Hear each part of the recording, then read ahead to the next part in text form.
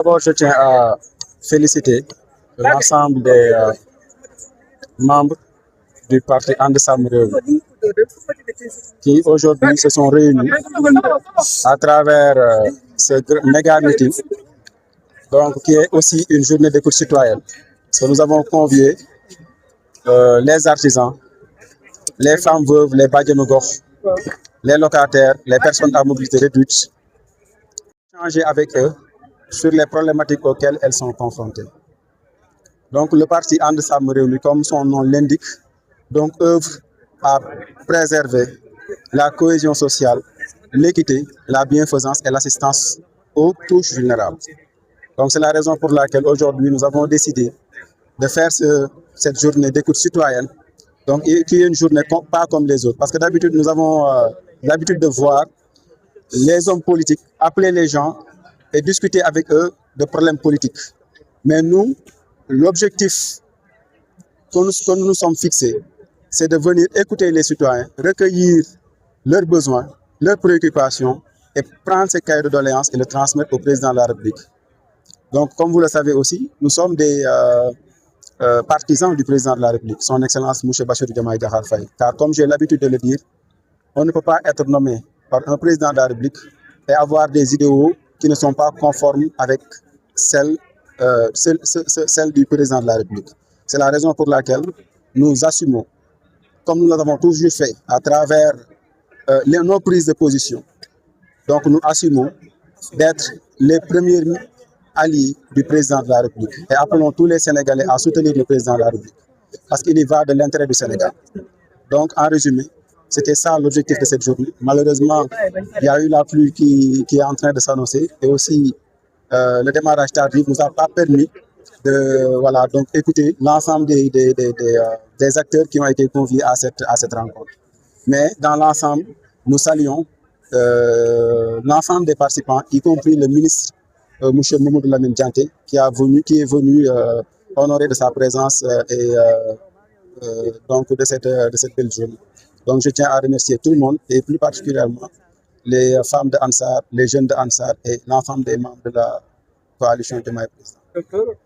nous sommes à quelques encablures des élections territoriales et dans quelques mois, sûrement, vous êtes candidat certainement au Parti assigné à Dakar. Quelles sont vos ambitions sur ces deux localités? Absolument. Donc, comme vous le savez, donc, même si vous voyez l'intitulé, donc on a écrit Dakar parlons vrai. Donc ça a un sens. Donc ça veut dire que nous, en tant que résidents de Dakar, en tant que résidents des Parcelles Assainies, nous avons des ambitions pour la capitale. Nous avons aussi des ambitions pour notre commune. Donc on y reviendra. Mais ce qui est sûr et certain, Ansar a travaillé sur plusieurs problématiques aujourd'hui qui concernent les Dakarois et a un programme. Donc a un programme très consistant concernant l'accès aux fonciers, concernant les femmes, concernant les bajenu gox, concernant le cadre de vie et la prise en charge aussi des femmes veuves et des djarafs, ainsi de suite. Donc nous pensons qu'aujourd'hui, les problèmes liés à, comme l'a dit tantôt Djaraf, donc ils sont confrontés à des problèmes de promiscuité, donc à des quartiers aujourd'hui qui sont des quartiers précaires. Et nous, en tant que spécialistes en la matière, nous jugeons utile qu'aujourd'hui, la mairie de Dakar, le maire de la ville de Dakar doit prendre en charge ces problèmes liés à la restructuration. On doit décentraliser cette gestion liée aux quartiers précaires. L'État central ne peut pas, c'est moi, le directeur de l'aménagement et de la restructuration. Et je sais qu'à travers notre direction, nous n'avons pas suffisamment de moyens pour prendre en question ces questions-là. Donc la ville, à travers la coopération décentralisée, qui est une compétence transférée, donc doit pouvoir gérer ces problèmes liés aux quartiers précaires. Donc nous avons un programme pour les quartiers précaires, un programme pour les locataires, un programme aussi pour les femmes veuves, les personnes vulnérables d'une manière générale. Donc, on y reviendra, comme je l'ai dit tantôt, mais ce que je puis vous dire, c'est que nous sommes, encore une fois, des acteurs de Dakar qui ont une ambition pour Dakar, pour Parcelles Assainies aussi. C'est bon. On a interpellé M. le maire de la localité. Répondu. Donc, nous attendons toujours sa réponse. Voilà, donc, je pense qu'il va nous le fournir parce que le code l'exige à fournir l'ensemble des informations, dont même les populations, parce que moi je suis adjoint au maire. Donc j'ai droit à avoir à accès à l'information, mais quand même, il n'a pas encore répondu. Peut-être il était de voyage. Et voilà. Donc, mais je pense qu'on va poursuivre, on va relancer cette demande, Inch'Allah. Voilà. ñu ngi leen di sant di leen gërëm di am mbégte nag bu baax ci jotaayu tay bi ndax jotaay la boo xamante ni daanaka doo koy gis homme politique yi di ko organiser ndax ñun dañu woote méga meeting maanaam assumer nañ que ni nous sommes des hommes politiques des acteurs politiques Ansar ci politique lay yëngu waaye it assumer nañ ni politique dafa war a am njëriñ moo tax ñu woo askan bi ginnaaw ba waa Ansar mobiliser xalaat ñu ne format bi ñuy def mooy nañu toog woo askan bi déglu leen ñan la ñuy déglu mooy les couches vulnérables couche vulnérable bi mooy ñan mooy femme veuve yi mooy ambulants yi mooy artisans yi mooy les locataires mooy ñi nga xamante ni mooy les personnes à mobilité réduite tey nag déglu nañ leen wax dëgg yàlla ñu jébbal seen ay doléances donte matewul ndax asamaan si moo mujj xiin waaye li wér te wóor mooy li nga xamante ni ñoom jotal nañ ko comme ay doléances dina àgg ci le président de la république ndax ñun ay ndawal président de la république lañ yoo xamante ni fépp foo xamante ni ñi ngi fa nekk moo xam ci gox-goxaan yi li nga xamante ni moom la président waroon taxawee ñun dañu jàpp ne ñun ñoo ko war a taxawee ndax président loxoom jotewul fépp te comme j'ai l'habitude de le dire un président de la république mënu la nommer ba pare ngay wëlbatiku ni da yow doo dëppoo ak moom vision parce que loolu àndul loolu xel mënu ko nangu ñun nag cohérence par cohérence dañu ne dañuy jàppale le président de la république et on l'a assumé depuis voilà donc nag loolu moo waral tey journée bii nga xamante ni ñu koy def ñu dara jaal ko nga xamante ni aujourd'hui recueillir nañ l'ensemble des doléances te incha allahu rabbi nañ ko jotal. ngeen am mbëbët wala jiite capital bi ba ci sa gox nga nekk dëkk bëgg a xam sa ambition ci localité bi. waaw ambition yi moom wax dëgg yàlla nekkul lu ñuy nëbb ndax ñun comme on a l'habitude de le dire suñu objectif mooy fexe maanaam fépp foo xamante ni fu ñu war a décider la suñu loxo mun fa àgg te jàpp naa ni nag gox-goxaan yi mooy li jiitu ndax on a l'habitude de voir des partis politiques ou bien des coalitions de partis politiques gagner ay gox mais gox yooyu ñuy gagner daanaka gox bi du ci gagner ndax les personnes qu'ils mettent à la place à la tête de ces municipalités là ne répondent pas wala comprendre ñu li nga xamante ni mooy jafe-jafe askan ba mun ko jël en charge maintenant nag ñun aujourd'hui approche politique bi ñu am di lancer appel à l'ensemble des coalitions politiques nañu fexe ba ñi nga xamante ni ñoom la ñuy samp ci gox-goxaan yi ñu nekk ñoo xamante ni ay ndawu gox-goxaan lañ di fa yeewoo juddoo fa màggee fa xam lan mooy jafe-jafe bi nga xamante ni ëllëg buñ leen joxee li nga xamante ni mooy mairie yi ñu mun ko doxal ci anam bu mucc ayib ndax aujourd'hui ñi ngi dem vers l'acte 4 de la décentralisation jóge nañ ci acte 1 dem ci acte 2 dem ci acte 3 te gis nañ ba léegi ni maanaam impact bi décentralisation waroon am ci askan bi amul ndax bu ñuy wax décentralisation leen rek ko tax a jug nii le développement local nag ki ko mën a def mooy koo xamante ni xëj na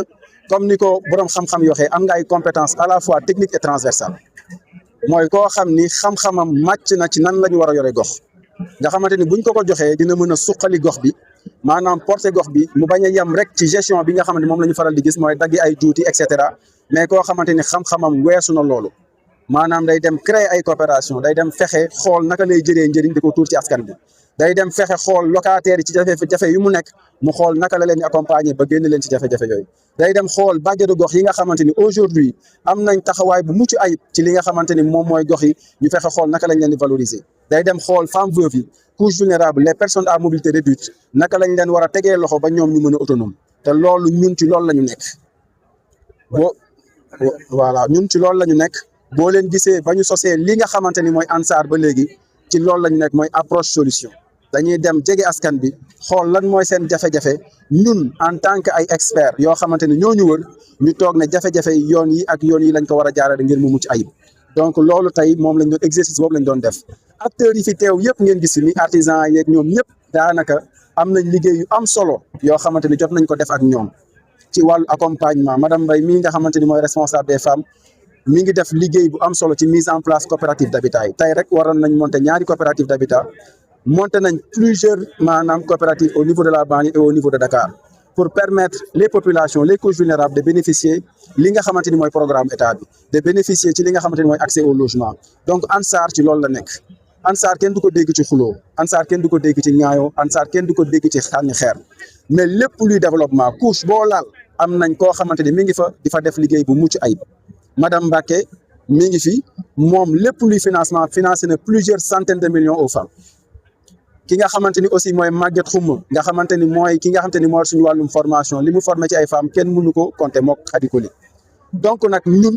parti lañ boo xamante ni dañu structuré di jàppale le président ci li nga xamante ni mooy jafe-jafe askan wi donc tey peut-être waxtu bi mayuñu ko mais li ñu bëggoon def dëgg mooy bu ñu dégloo askan bi bu ñu génnee li nga xamante ni mooy seen ay ñaxtu ñu indi ci ay réponses yu concrètes ndax ñun dañu am un programme bu dëgër ci li nga xamante ni mooy li ñu jëm mais mairie Parcelles Assainies dañ ci am programme bu dëgër boo xam dañ ci liggéey ay at li nga xamante ni mooy ville de Dakar aussi dañ ci am programme bu dëgër te man pare naa pour challenger quiconque ci li nga xamante ni mooy programme bi ñu am donc lii tey ibbi la woon te ci kanam dina leer dinañ def ay conférence de presse dinañ def ay ndaje un peu partout ci Dakar ak ci Parcelles Assainies pour wax li nga xamante ni aujourd'hui Dakar waay Parcelles waay lan mooy suñu mbébét ci li nga xamante ni mooy Dakar ak Parcelles Assainies. comme nga expliqué ci cadre bi comme nga sax ci nasaraan ne li jëm ci wàllu gestion précarité quartier yi dañ ko war a xoolaat gën ko jox collectivité territoriale. Absolument en fait ville bi ñun jàngat bi ñu def en tant que directeur de l'aménagement urbain et de la restructuration on a constaté que ni état maanaam lu mu centralisé dafa bari te am na ci loo xamante ni xëj na buñ ko bàyyi ak état kese day diis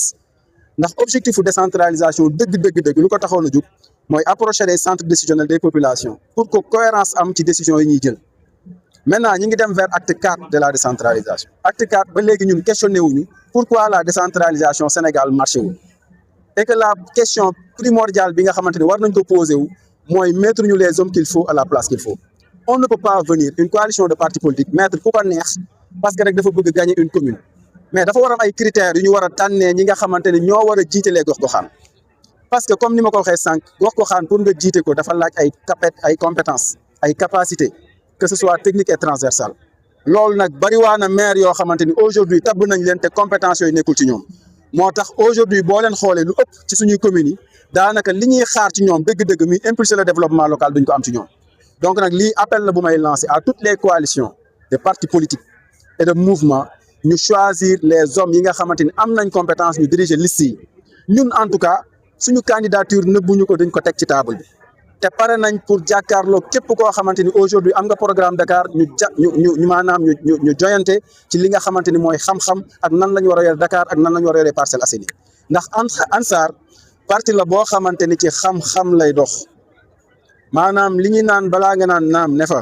ñun dañu dem maanaam gëstu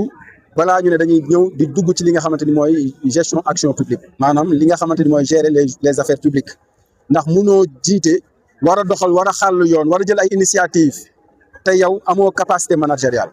te loolu yëpp dañ koy xaar ci maire loolu yëpp dañ koy xaar ci ki nga xamante ni xëj na da nga war a jiite li nga xamante ni mooy les collectivités territoriales xam naa ni wax bee ngi gudd bëgg a gudd mais ñu ngi leen di jaajëfal di jéggaluwaat nag bu baax coopérative yi nga xamante ni aujourd'hui waroon nañ leen monter depuis 15 heures li ko waral mu am retard encore une fois mooy xëj na mbooloo bi yéex a dajaloo ak ñoom seen yéex a ñëw mais xam naa ni madame Mbaye dina ko continuer incha allah monter les bàjjenu gox ak association artisans yi seen ay coopérative di leen jaajëfalaat bu baax a baax leen asalaamaaleykum